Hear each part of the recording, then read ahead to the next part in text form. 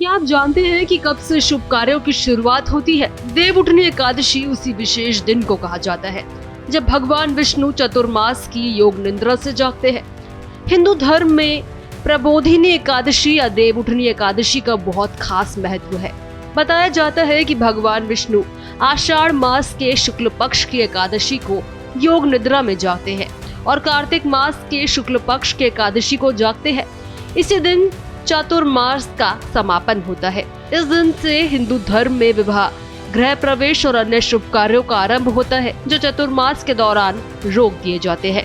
इस साल देवउठनी एकादशी को लेकर कई सवाल है कि इस साल देवउठनी एकादशी किस दिन है, कितने बजे से शुरू हो रही है और पूजा की क्या विधि रहने वाली है।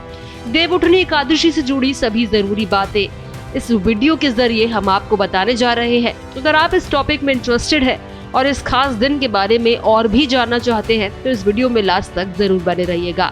पंचांग के अनुसार इस साल देवउठनी एकादशी की तिथि 1 नवंबर को सुबह 9:12 से शुरू होकर 2 नवंबर को सुबह 7:31 तक रहेगी।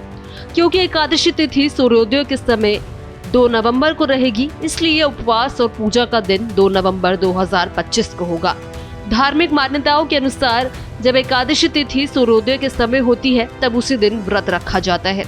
व्रत के पारण के समय की बात करें तो व्रत का पारण यानी व्रत खोलने का शुभ समय 3 नवंबर 2025 को सुबह 5:48 से 8:03 तक रहेगा। उस दिन द्वादशी तिथि सूर्योदय से पहले समाप्त हो जाएगी, इसलिए पारण इसी समय के बीच करना ज्यादा शुभ माना गया है। देवउठनी एकादशी को प्रबोधिनी एकादशी या देवोत्थान एकादशी के नाम से भी जाना जाता है। इस दिन से विवाह, गृह प्रवेश, मुंडन, नामकरण जैसे सभी शुभ कार्यों की शुरुआत फिर से होती है जो चातुर्मास के दौरान रोक दिए जाते हैं।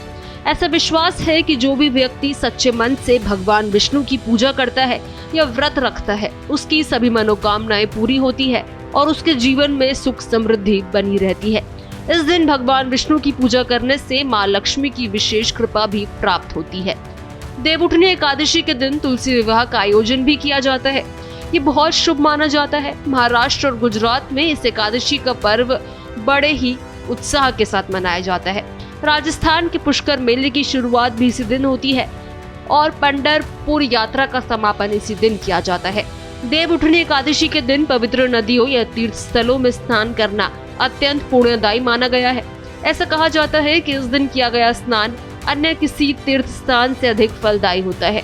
स्कंद पुराण में देवउठनी एकादशी का विशेष महत्व बताया गया है।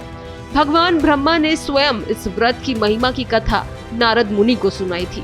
ऐसा कहा जाता है कि जो भक्त देवउठनी एकादशी के दिन सच्चे मन से भगवान विष्णु की उपासना करता है उसे मोक्ष की प्राप्ति होती है और मृत्यु के बाद वो सीधे वैकुंठ लोक जाता है।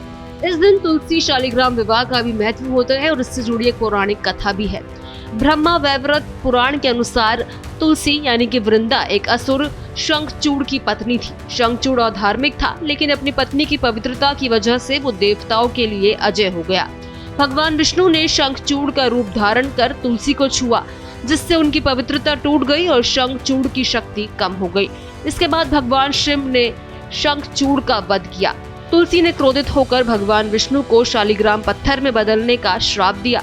भगवान विष्णु ने इस श्राप को स्वीकार किया और तुलसी को वचन दिया कि वो हमेशा उनके साथ पृथ्वी पर रहेंगी। तब से परंपरा चली आ रही है कि तुलसी और शालिग्राम का विवाह कार्तिक शुक्ल एकादशी को किया जाता है। ये विवाह करने से भक्तों को अत्यधिक धार्मिक पुण्य और आध्यात्मिक लाभ प्राप्त होता है। आज भी नेपाल के गंडकी नदी के किनारे तुलसी के पौधे और शालिग्राम पत्थर पाए जाते हैं जिन्हें भक्त पूजा में उपयोग करते हैं। अब आपको ये सब जानकारी थी कि नहीं? कमेंट बॉक्स में हमारे साथ जरूर शेयर करें। इसी तरह की तमाम जानकारियों के लिए हमारे चैनल को जरूर सब्सक्राइब करें।